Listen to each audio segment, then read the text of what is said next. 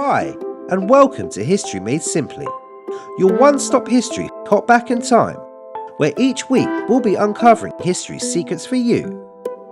Make sure to like this episode, and don't forget to subscribe to our channel for weekly History Made Simply episodes. Marie Antoinette, French history's most infamous femme fatale. On today's episode, we're recounting the story of one of history's most infamous femme fatales and the last Queen of France before its chaotic revolution. Let's take a look at the life of Marie Antoinette. Marie Antonia Josepha Johanna was born on November 2nd, 1755. She was the 15th child of Holy Roman Empress Maria Theresa and her husband Francis I. They controlled the Habsburg Empire, which held sway over Austria, Hungary, Bohemia, and several Italian and Eastern European possessions. The Empress was keen to use her children to secure advantageous marriage alliances. Thus, at age 14, young Maria Antonia was betrothed to the heir to the French throne. She married the Dauphin at Versailles on May 16, 1770, taking the name she would forever be remembered by, Marie Antoinette. Though the marriage was unpopular due to France's long-standing enmity towards Austria, at 19, Marie Antoinette became Queen of France when her husband succeeded his grandfather as King Louis XVI. She was lively and beautiful, indulging in many court masques and feasts. The Queen was also a gambler, often losing and winning large sums, which her doting husband dutifully ignored.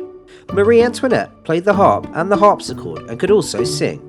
Possessing very refined tastes, she patronised composers and artists and devoted bags of time to fashion, much to the chagrin of her mother, who regularly lectured her from a distance.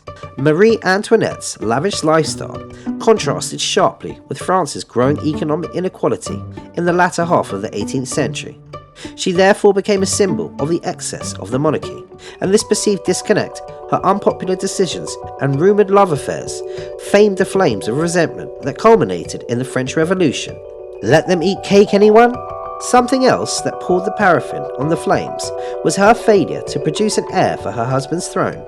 Never passionate, the royal marriage had gotten off on the wrong foot and took years to consummate. But after the timely intervention of her brother, Emperor Joseph II, the Queen delivered 4 surviving children. Her youngest, Princess Sophie Helene, died before her first birthday in 1787, and Marie's eldest son, the Dauphin Louis Joseph, died of tuberculosis at age 7, mere weeks before the swearing of the 1789 tennis court oath that kicked the revolution into gear. The surviving members of the royal family were soon marched at spear point to Paris at the head of a discontented mob. Ensconced under house arrest at the Tuileries Palace, at first the King and Queen tried to maintain their position, but their attempted escape in June 1791 and France's consecutive military losses in April 1792 led to Louis XVI's arrest that summer and the monarchy's overthrow.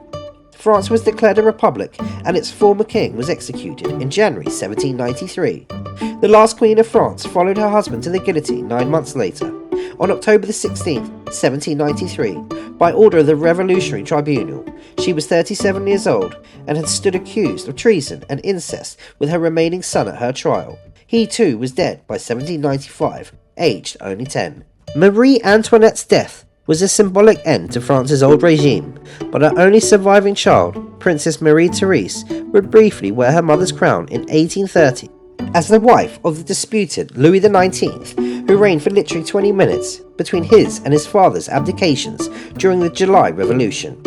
We hope you've enjoyed this episode of Marie Antoinette, French history's most infamous femme fatale, from History Made Simply. Don't forget to like and subscribe to our channel and watch our next episode.